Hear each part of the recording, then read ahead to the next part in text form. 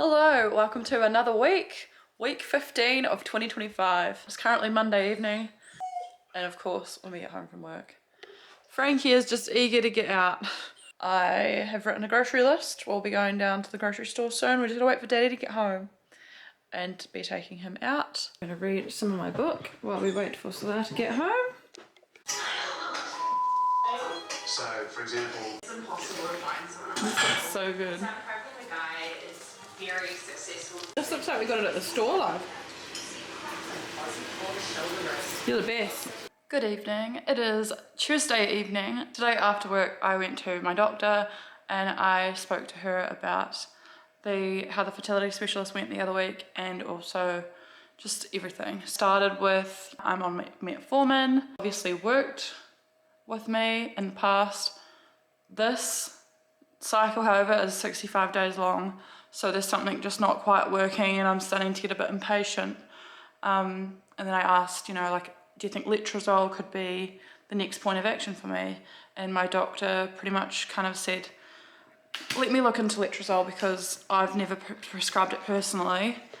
Sorry, Frankie's just trying to get up out of my space. So she's never prescribed it personally and didn't feel like she felt secure enough to kind of give it to me. Like, she didn't have enough information about how to take it and if she needed to monitor it or, be there actively guiding me or anything like that. So she just didn't want to prescribe something she didn't know much about.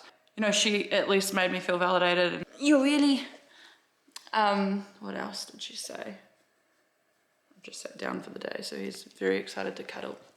So what she has done, because she can't personally give me letrozole at this stage where she's at with her knowledge with it and everything, she has upped my dosage of metformin, and hopefully that will help. I've also gone for blood tests today. I got my prolactin checked, I've got my iron and vitamin D checked, and genetic X, something that used to cost like $400 but now is funded by Medicare, so it cost me $0, which was fantastic. So I've had those things checked. She will call me on Monday next week to follow up with my results. I did tell her about how I have been booked in for an iron infusion with my specialist based on my levels with her last year. She was kind of like, how can she use the levels from October 2024 for this current, for thinking that you need an iron infusion plus your levels were at 57, so you don't, that doesn't really qualify for an infusion. And I was like, that's what I was thinking. So she's checking that for me and my vitamin D because that was low last time too. So safe to say, I'm not moving ahead with the specialist. I'm not going to go to any of those appointments. My doctor also said you've already had an ultrasound, you don't need to go for another one. And everything just felt a little, it feels a bit too much at this stage. She did say if I want to move ahead and go down the route of going on letrozole and Clomid or having IVF or whatever I want to do, that I can go through the public health system and go to Royal Women's Hospital, and it's all free. It is all free to have the consultation and talk to them about what I might need to do next. And if the answer is IVF, the first 2 rounds of IVF are funded, unbeknownst to myself. What? So that makes me feel a lot lighter, a lot calmer. I can ring up where I went last time for the specialist and cancel anything ahead. So I'm going to cancel my iron infusion. I'm just going to let them know that I'm not going to be moving ahead with the appointments that she's given me so that I can get my money back, because they basically hold money while you're at the clinic. I think it's so that if you missed any future appointments you make, they've got your money to kind of say, well, we're not going to give this money back because you missed this appointment.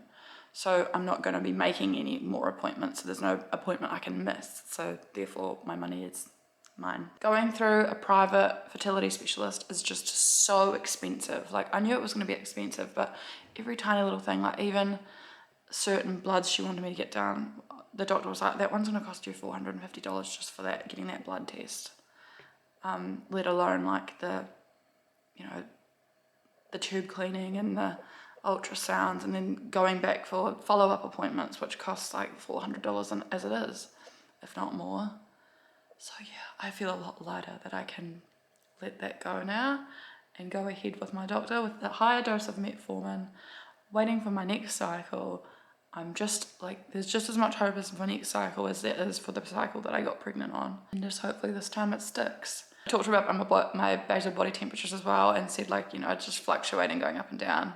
So I'm assuming that means I haven't ovulated, because obviously if I had, the temperatures would stay elevated because of the progesterone rising. And she was like, yeah, exactly. So I was like, so because it hasn't done that, it means I haven't ovulated yet? And she was like, yeah. So it means you've had an ovulatory cycle. So I was like, yeah, I know all this stuff. I know everything I need to know. Now it's just timing everything right and doing everything I'm doing with my eating, enjoying my book, just being calm, enjoying time with Slayer, and everything will collide and align when it's meant to. I just have to put trust into that. And in other news, I looked down at my engagement ring the other day and thought something looked odd, and I looked closer and one of the little stones is missing from the side.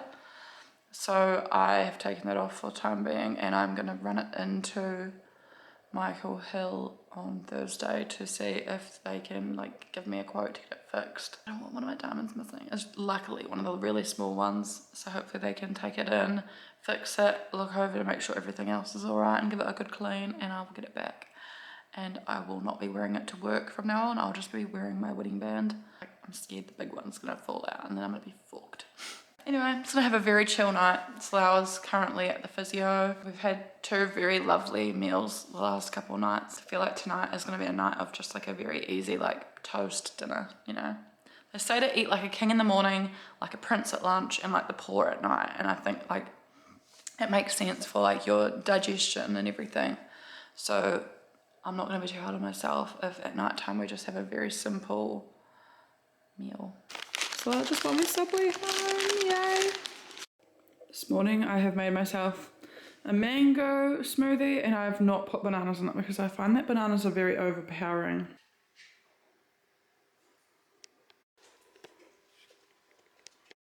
Made a buttered chicken tonight, and this sauce is delightful. Here's my veggie mix. Right through the next decade.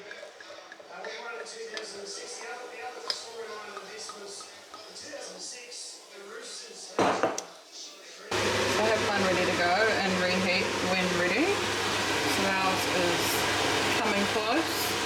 Got the rice going and on the prosecco's. And my vegetarian version of the butter chicken. I've just sold this camera on Facebook Marketplace, so this is its farewell. I've had this since 2014, I want to say, maybe 2013. I remember biking to Nana and Granddad's from my auntie's place to be like, I got my camera. And I took a photo with Granddad of mwah, my first good camera.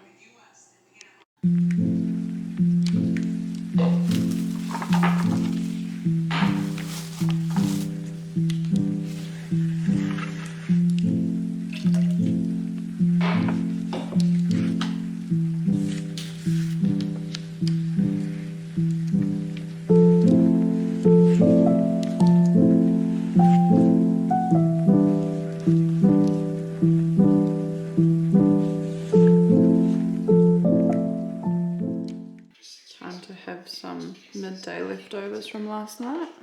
We have had, yet again, another very relaxed Saturday. I've hardly left the house. I've done the washing. Ooh. I've read my book. I've showered Frankie. I've showered myself. I have taken Frankie for a walk. I have ran down to the supermarket to grab the ingredients for tonight's dinner. So I was at the gym, and I have just made myself a banana and mango smoothie to tide myself over until dinner. It's been a lovely day of reading A Court of Thorns and Roses, and I am, I think, up to like chapter 22 at the moment. It's pretty good. Like, I think at the start it was like I was waiting to, you know, waiting for it to become a page turner because I've heard such good things about this book, and I feel like it's finally at the place where I'm like, okay, I need to know more about what's going to happen and Still waiting for it to become a page turner, but I can, like, I'm on the edge. But yeah, so that's been today's day, and it's been 30 degrees. So just as I was saying, it's becoming like autumn, summer's back. I have made a baguette with basil pesto, fried tomatoes with garlic, a bit of spinach, burrata, and balsamic glaze. Very excited for this. Good morning, it is Sunday morning. Today is Dad's birthday, so I have this morning been on FaceTime to my dad and my mum. As I was saying last night, in the last clip you would have saw, I was like, I'm still waiting for this to become like a real page turner. Well, I'm now biting my tongue because I did not go to bed until 2 a.m. because look how much I read. Like, I was halfway through the book when I made that video last night. I think I was like chapter 25. Now I have this much of the book left and I would have kept reading, but it was 2 a.m. and I was like, I need to go to sleep. All of a sudden, I needed to know what was going to happen, and that was what I was waiting for. But it's like a show when you're binging it. You're like, I need to know what's going to happen. Keep turning, keep turning. So I'm really looking forward to finishing this. I feel like I probably will finish this today. And then I'm gonna go buy book number 2 because apparently that one's like the best book of the whole series. It is Sunday evening. I have finished A Court of Thorns and Roses. You best believe Slough and I today went to Westfield, Doncaster, and I bought part 2, A Court of Mist and Fury, and I've heard that this book is like the best, so I'm very excited to get started on this. It's a bit thicker. Yay. Yeah, we had a lovely day. We had some like Japanese food for lunch at the mall and had a good walk around, looked at some clothes, didn't end up buying anything else other than the book. And then we took Frankie down to the park and he made a lot of little doggy friends and had a good run around.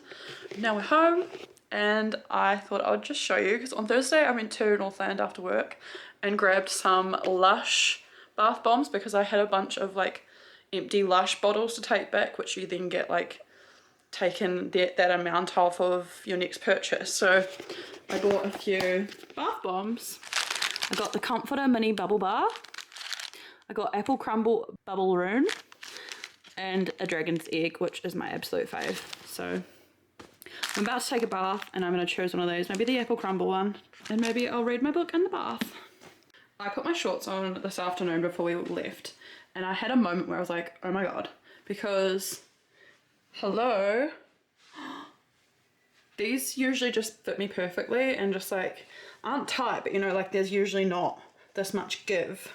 And I know that denim kind of stretches a bit, especially when it's like not been recently washed. You know how denim kind of contracts when it has been washed, it goes tighter, but like that is quite a lot of give.